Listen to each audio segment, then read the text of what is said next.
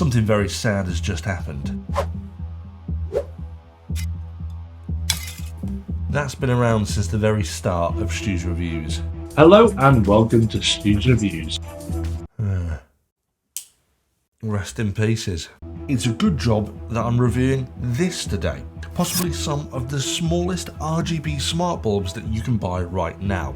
And they're perfect for many people in getting some of the last devices that you own to be fully smart and fully RGB.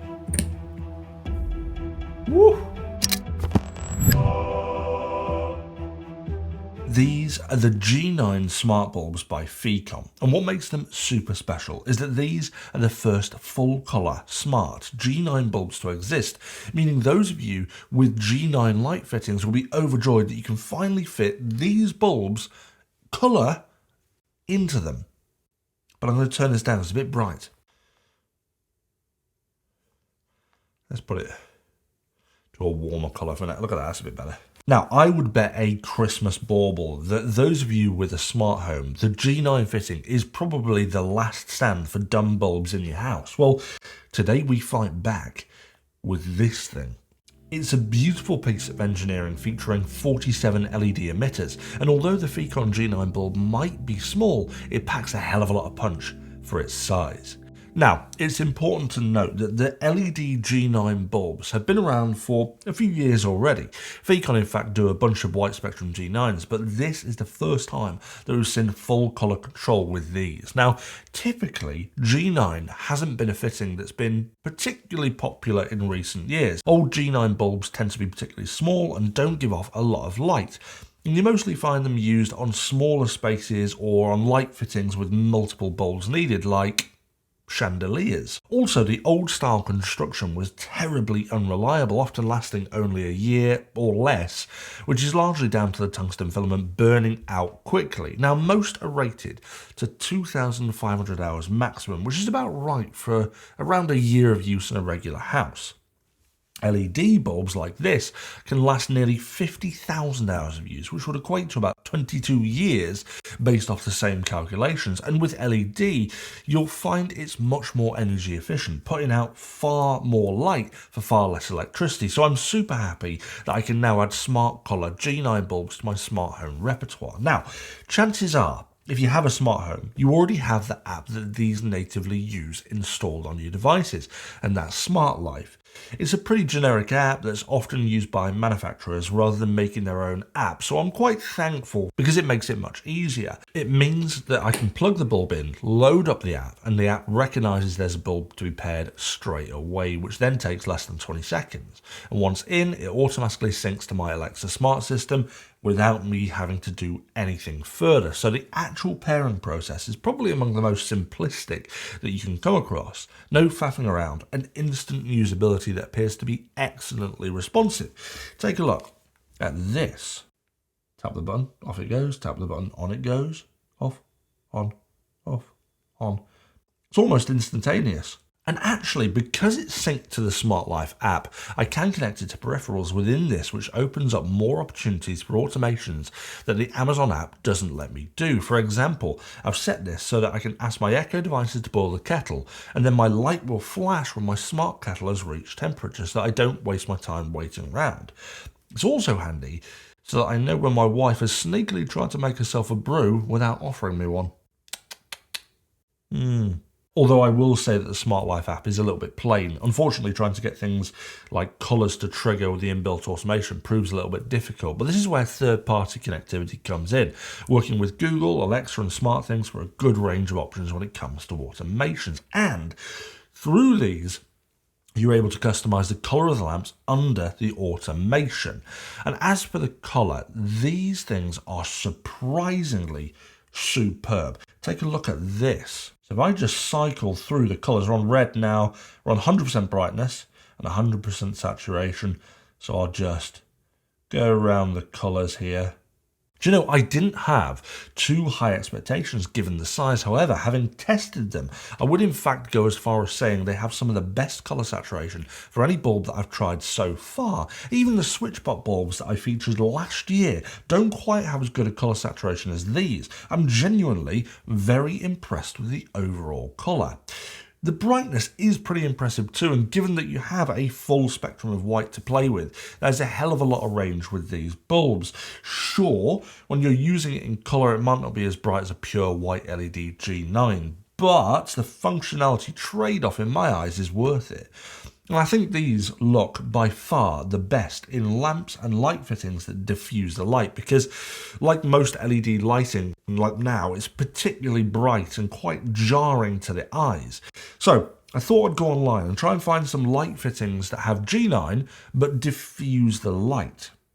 And I seem to have come across one of the most innocently suggestive lamps that you can buy right now.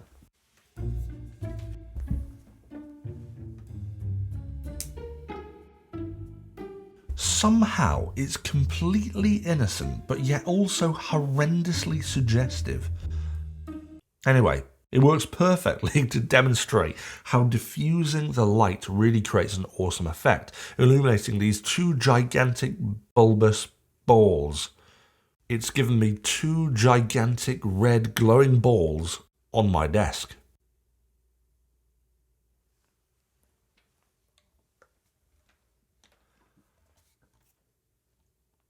Funnily enough, this red colour is the same colour as the subscribe button, so if you're enjoying this episode, don't forget to hit that subscribe button.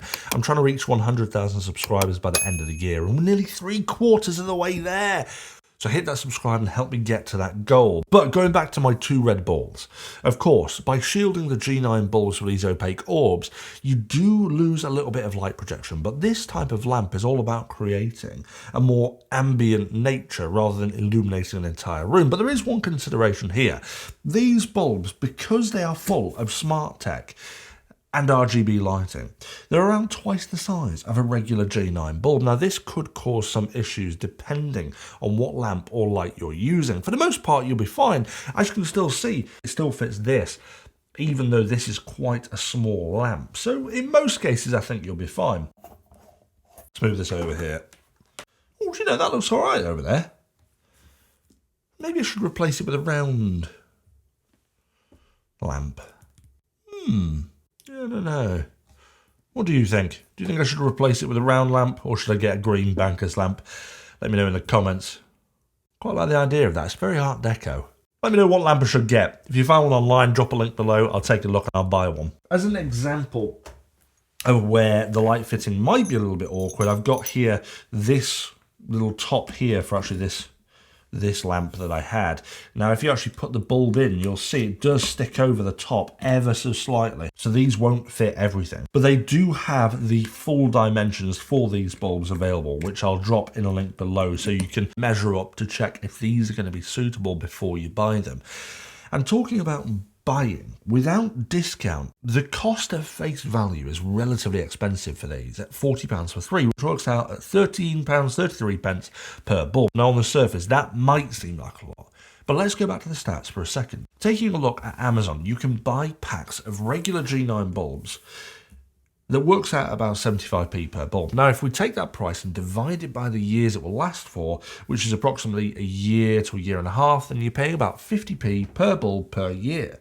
Now, if we do the same calculations for the Feconn bulbs, you end up paying 60p per year per bulb, which is only 10p more. And for that 10p, you get full smart control and RGB lighting. Now, this isn't taking into account the possible energy savings that you'll make by using LEDs instead of tungsten filament, and being able to schedule routines as well, and automations based off smart home devices like motion and presence sensors, I've proved in the past can save you tens if not hundreds of pounds per year. So I believe that if you calculated the savings of the automation and the fact it's LED, in the long run you would end up spending far less than you would if you bought regular G9 bulbs. So yes, they are a little bit more expensive to start with, but scratch the initial cost away and actually they work out similar if not better value. So why wouldn't you want to add these to your system? Overall, these are just a great addition to the smart home, and it's it's great to see a company like Feconn innovating to bring full colour smart control to what was a pretty niche bulb fitting. And although I don't have any here at the country club, the fact that those of you with chandeliers will be able to make them smart and fully RGB, I think is so cool. It's a shame that they're a bit bigger than regular bulbs, which might mean that they occasionally won't fit. So if you are thinking about getting some, make sure you check those dimensions first. And like I said, I'll drop a link below so you can check those out for yourself. But other than that, guys, I really hope you enjoyed taking a look at the world's first RGB smart control G9 light bulbs. And if you have any questions or just want to say hi, I'll stick around for the next few hours after this episode goes live. So make sure you drop a comment below, hit that thumbs up, hit that subscribe button, and I'll see you guys back for another episode of STU'S Reviews soon.